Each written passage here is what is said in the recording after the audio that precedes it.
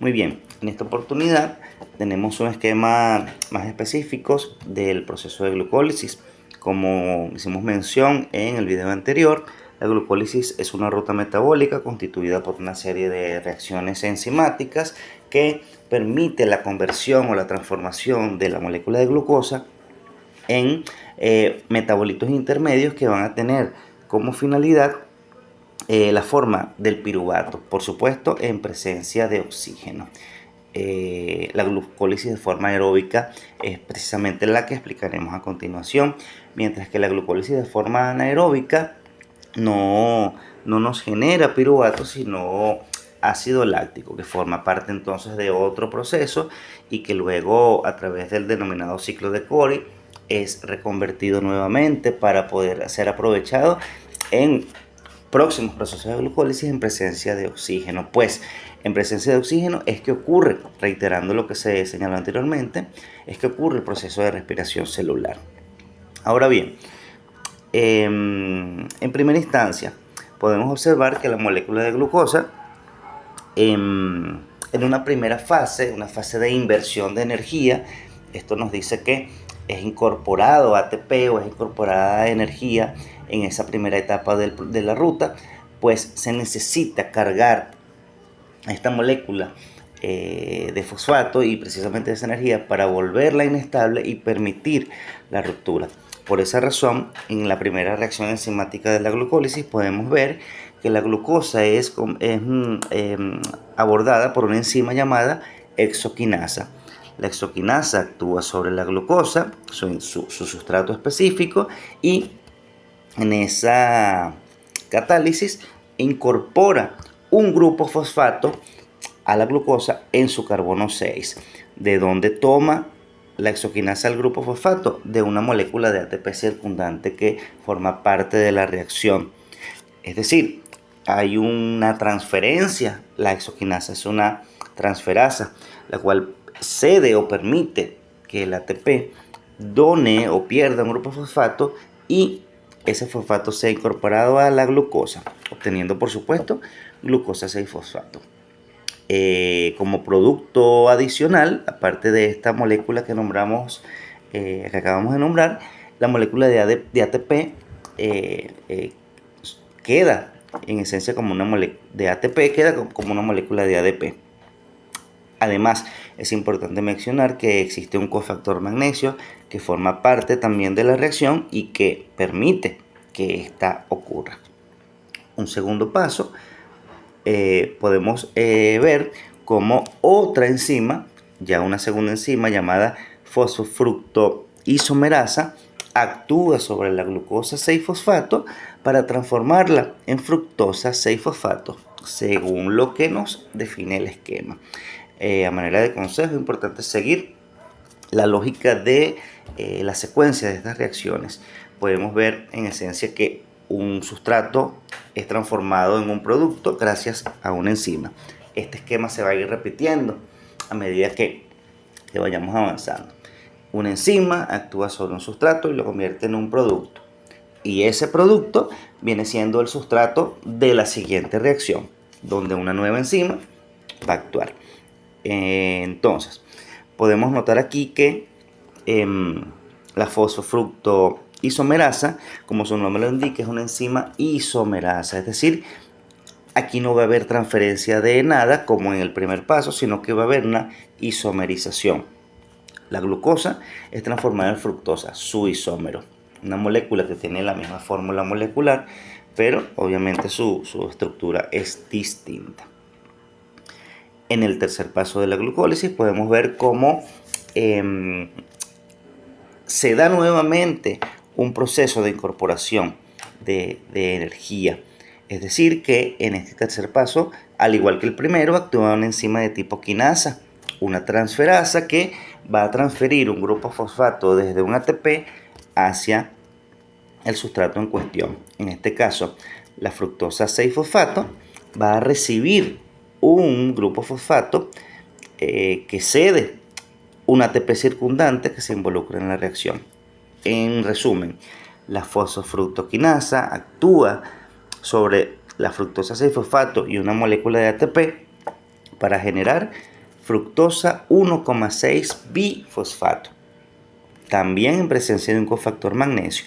Aquí podemos entonces observar que la fructosa ahora tiene un grupo fosfato en el carbono 1 y uno en el carbono 6. Esto la hace una molécula inestable, una molécula que está cargada, una molécula que no va a poder mantener esa estructura mucho tiempo, y una vez que es abordada por una nueva enzima, una aldosa, este metabolito intermedio se rompe a la mitad, ocurre la ruptura, ocurre la lisis de la que tanto habíamos esperado según el término del proceso, glucólisis. Ahora, la lisis ocurre ya no en la molécula propia de glucosa, sino en una molécula que ha trascendido y que se ha ido transformando a lo largo de los primeros pasos de la glucólisis. Ahora bien, hasta este punto podemos hablar que ha ocurrido la primera fase de lo que es la glucólisis, es decir, la fase de inversión de energía. Tanto en la primera reacción como en la tercera hubo incorporación de ATP. Ahora, una vez que la enzima aldolasa actúa sobre la fructosa 1,6 bifosfato y la transforma y convierte esta molécula en dos triosas, dos moléculas de 3 carbonos cada una, allí podemos entonces dar inicio a una segunda fase que viene siendo la fase de ganancia. Ya no sería inversión, sino ganancia de energía. Importante destacar lo que señalábamos en el video anterior: las dihidroxiacetona fosfato son moléculas de 3 carbonos que no pueden continuar la glucólisis en esa forma, mientras que los gliceraldehídos 3-fosfato sí lo hacen. Por tal motivo, las dihidroxiacetona fosfatos deben ser transformadas en gliceraldehídos 3-fosfatos. ¿Cómo? A través de una nueva enzima y un nuevo paso, el cual me permite, a través de una enzima de tipo isomerasa, como lo indica acá el esquema, la dihidroxiacetona es convertida o es transformada en su isómero. A este punto tenemos entonces dos moléculas de gliceraldehído 3-fosfato. ¿Qué quiere decir esto? Que estas dos moléculas ahora van a avanzar de forma simultánea, con reacciones simultáneas, lo que resta de esta ruta metabólica. Por lo tanto, se dice que el proceso a partir de acá ocurre por dos. Es decir, lo que le ocurre a un gliceraldehído le ocurre al otro. Esto, por supuesto, va a generar como consecuencia que no se me forme solo una molécula de piruvato, sino dos moléculas de piruvato. Ahora bien, continuando con la dinámica del esquema, podemos ver que estos gliceraldehídos 3-fosfatos son ahora abordados por unas enzimas llamadas triosas fosfatos deshidrogenasa, que, como su nombre lo indica, son enzimas de naturaleza oxidorreductasa, las cuales van a actuar sobre los gliceraldehídos en presencia de un NAD, nicotinamida adenina dinucleótido. También podemos llamarlo en ese momento un metabolito oxidado, y una vez que interactúan con la reacción y con las enzimas triosas fosfatos deshidrogenasas, hay una transferencia de electrones y a su vez de protones, los cuales son cedidos desde los gliceraldehídos hasta las moléculas de NAD, dando como resultado dos cosas. Primero, moléculas de 1,3 bifosfoglicerato y moléculas de NADH. Es decir, que el NAD pasó de ser oxidado a ser reducido.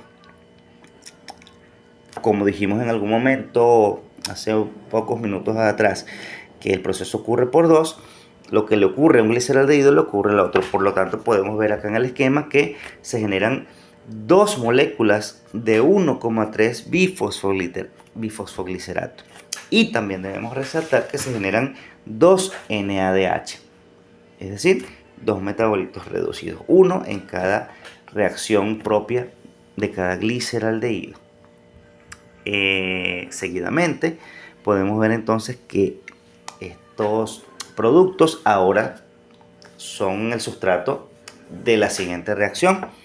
Podemos ver aquí entonces que comienza a verse en esta reacción la ganancia o la ganancia o la síntesis de ATP. En una primera instancia del proceso se incorpora energía. Acá podemos ver entonces que vamos a tener una retribución. Vemos como la enzima fosfoglicoquinasa actúa sobre los bifosfogliceratos, obviamente dos enzimas, dos sustratos, y en presencia de ADP y en presencia de cofactor magnesio, ahora viene el turno de transferir el grupo fosfato desde el sustrato principal hacia la molécula de ADP, produciendo entonces dos moléculas de ATP, una por cada molécula de bifosfoglicerato. De forma simultánea, entonces se me generan dos productos o dos metabolitos intermedios, como lo son las dos moléculas de 3-fosfoglicerato. ¿Qué me indica el 3? Que queda un grupo fosfato allí. Ese grupo fosfato se encuentra en el carbono 3. Es importante definir que en un paso anterior hay una incorporación, por supuesto, de fosfato que no fue nombrada para que la molécula anterior fuera llamada 1,3 bifosfoglicerato. Ahora bien, esas dos moléculas de 3 fosfogliceratos ahora van a ser abordadas por enzimas de tipo mutasas, de cierta forma isomerasas, las cuales van a transformar a esas moléculas de fosfoglicerato en moléculas de 2-fosfoglicerato, es decir, que el grupo fosfato fue cambiado desde el carbono 3 hasta el carbono 2 en los dos casos. Una siguiente reacción que tiene protagonista la enzima enolasa es una reacción de deshidratación, porque hay una pérdida de agua, una molécula de agua en cada uno de los sustratos que están siendo catalizados en este momento. Por lo tanto, esas moléculas de 2-fosfogliceratos son convertidas ahora convertidas o se genera como producto dos moléculas de fosfoenolpiruvato. A este punto estamos solamente a un paso de terminar con la ruta metabólica de la glucólisis. Y ese honor lo tiene la enzima piruvato-quinasa, que, como su nombre lo indica y como ya referencias anteriores nos lo han mostrado, las quinasas son enzimas de tipo transferasa que transfieren, en este caso van a transferir grupo fosfato. Es decir, que esta enzima actúa sobre las dos moléculas de fosfoenolpiruvato en presencia de ADP y en presencia de un cofactor magnesio, permiten o actúan para que el grupo fosfato que se encuentra en esas moléculas sea cedido a un ADP, produciendo o generando la síntesis de ATP. Ahora bien, el producto final del proceso de glucólisis de forma aeróbica en presencia de oxígeno es el piruvato. Podemos ver entonces acá que hay dos moléculas de piruvato, una de cada lado, porque recordemos que a partir casi desde la mitad del proceso de glucólisis el proceso se da por dos. En consecuencia, podemos definir a la glucólisis como una ruta metabólica compleja, como apenas un paso en todo lo que es el proceso de respiración celular, y que nos provee de un metabolito intermediario como el piruvato, el cual para continuar con la tercera fase de la respiración celular va a ser convertida en otra molécula llamada acetil-CoA, que viene siendo en esencia la materia prima o el metabolito inicial del ciclo de Krebs, lo cual nos representa la tercera etapa de lo que denominamos este proceso de respiración celular.